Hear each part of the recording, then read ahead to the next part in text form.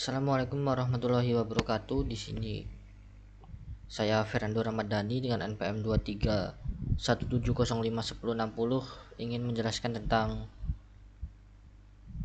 unsupervised learning, K-means algorithm. Oke, di sini gambaran umumnya yaitu unsupervised learning dengan fokus pada K-means clustering. Unsupervised learning ini memungkinkan model menemukan pola dalam data tanpa label. Salah satu tugas utamanya yaitu dalam pendekatan ini adalah clustering, yaitu atau pengelompokan yang digunakan untuk mengelompokkan data berdasarkan kesamaan. K-means clustering ini adalah algoritma yang membagi data ke dalam beberapa kelompok atau bisa disebut juga cluster berdasarkan karakteristik tertentu. Metode ini banyak digunakan dalam segmentasi pelanggan, pengelompokan dokumen, analisis biomedis, dan pengelompokan gambar.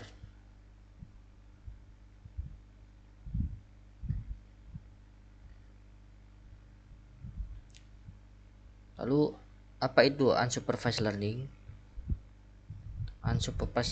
Unsupervised learning itu adalah metode pembelajaran mesin di mana model tidak diberikan label data.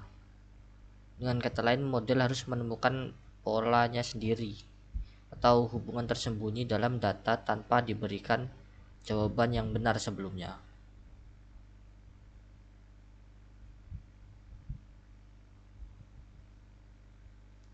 Adapun kategori unsupervised learning ada clustering, itu pengelompokan data digunakan untuk mengelompokkan data berdasarkan pola yang sama. Lalu ada association, yaitu asosiasi atau pencarian pola,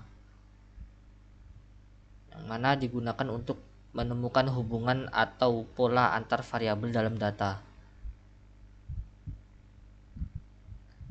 Yang clustering biasanya algoritma yang dipakai itu K-means, hierarchical, dan DB-scan. Kalau association biasanya menggunakan algoritma a priori, ECLA, dan FP growth algorithm. Lalu adapun kelebihan dan kekurangan dari unsupervised learning ini. Pertama, dari kelebihannya dulu yaitu tidak perlu data yang berlabel, menghemat waktu dan biaya. Lalu bisa menemukan pola tersembunyi. Ini berguna dalam eksplorasi data. Lalu adaptif terhadap perubahan data, cocok untuk data yang kompleks dan mengurangi dimensi dari data. Lalu adapun kekurangannya yaitu sulit diinterpretasikan, tidak ada label sebagai acuan, lalu kurang akurat, tidak memiliki jawaban benar seperti supervised. Lalu tentukan cluster di awal, contohnya K-means butuh jumlah K yang tepat. Rentan terhadap overfitting, bisa salah dalam mengelompokkan data. Lalu kompleksitas yang tinggi, beberapa algoritma bisa lambat untuk dataset yang besar. Lalu pendekatan algoritmanya dalam unsupervised learning ini, khususnya clustering, ada beberapa pendekatan yang digunakan yang terbagi menjadi dua kategori utama, yaitu partitioning algorithm atau Freight clustering dan hierarchical algorithm. Di partitioning ini bekerja dengan membagi dataset ke dalam sejumlah kelompok atau klaster yang telah ditentukan sebelumnya. Lalu hierarchical yaitu pendekatan yang bekerja dengan membangun struktur hierarki dari data, di mana setiap objek awalnya dianggap sebagai klaster sendiri, kemudian digabungkan secara bertahap hingga terbentuk struktur yang lebih besar. Lalu ada algoritma K-means. Ini adalah salah satu metode dalam machine learning yang digunakan untuk mengelompokkan data ke beberapa kelompok berdasarkan kemiripan karakteristiknya. Tujuan utamanya yaitu untuk membagi data menjadi sejumlah kelompok yang disebut sebagai cluster. Sedemikian rupa sehingga data dalam satu kelompok memiliki karakteristik yang mirip atau sama. Seperti ini. Ini sebelum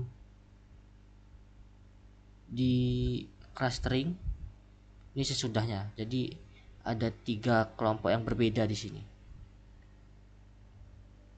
Secara garis besarnya proses kerja algoritma ini itu bisa dijabarkan seperti ini. Yang pertama menentukan jumlah klasternya yang ingin dibuat, misalnya K-nya 3, itu jumlah kelompoknya ada 3. Lalu memilih titik data secara acak dan letakkan tiap titik ke klasternya sebagai pusat klaster awal, atau bisa disebut juga dengan centroid. Lalu kelompokkan semua titik data sesuai dengan jarak centroid terdekat yang telah dibuat. Langkah ini membutuhkan perhitungan jarak menggunakan Euclidean distance. Lalu ulangi langkah ketiga hingga centroid yang ideal ditemukan, yaitu saat titik-titik pada klaster tidak lagi bervariasi. Nah, metode ini dapat bekerja dengan baik dalam mengelompokkan data besar dan memiliki implementasi yang relatif sederhana.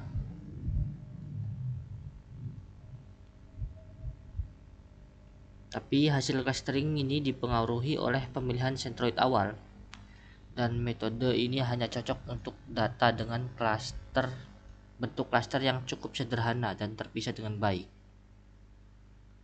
Selain itu, K-means juga itu rentan terhadap outlier yang dapat mempengaruhi hasil clustering secara signifikan. Contohnya di sini, ini ada 5 baris data. Kita ingin menentukan centroid awalnya dan K-nya berapa. Ini 2, C1-nya ini, C2-nya ini. Lalu kita hitung menggunakan Euclidean distance, dan jarak yang paling kecil antara C1 dan C2, maka yang paling kecil masuk ke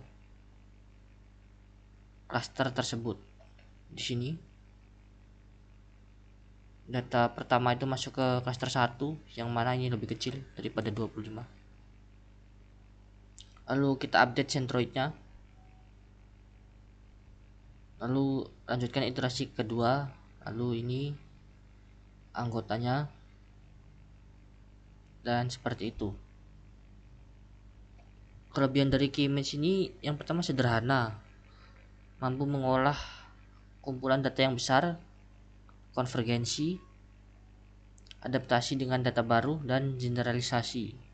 Adapun kekurangannya yaitu memilih secara manual klasternya. Kita mau berapa kelompok gitu.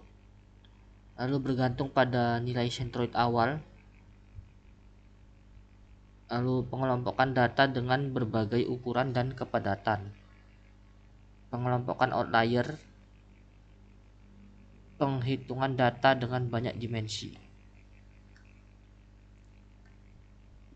Lalu kita coba dengan Google Colab di sini menggunakan Python. Di sini saya sudah menuliskan kodenya. Yang pertama itu import library yang dibutuhkan, lalu datasetnya, membuat dataset. Di sini ada ID buah, diameter, berat. Ini tampilannya.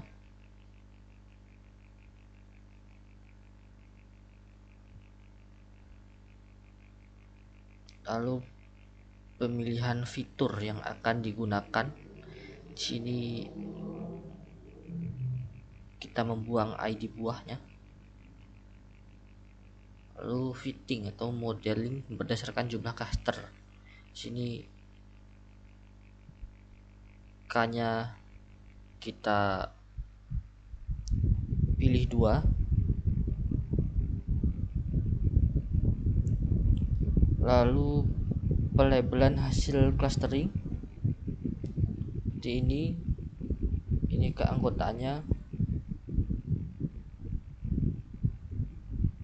lalu hasil centroid terbarunya yaitu ini, lalu menggunakan nilai centroid awal yang berbeda, yang baru, lalu pelabelan hasil clustering dengan centroid yang baru, hasilnya seperti ini. Sekian dari saya, terima kasih. Wassalamualaikum warahmatullahi wabarakatuh.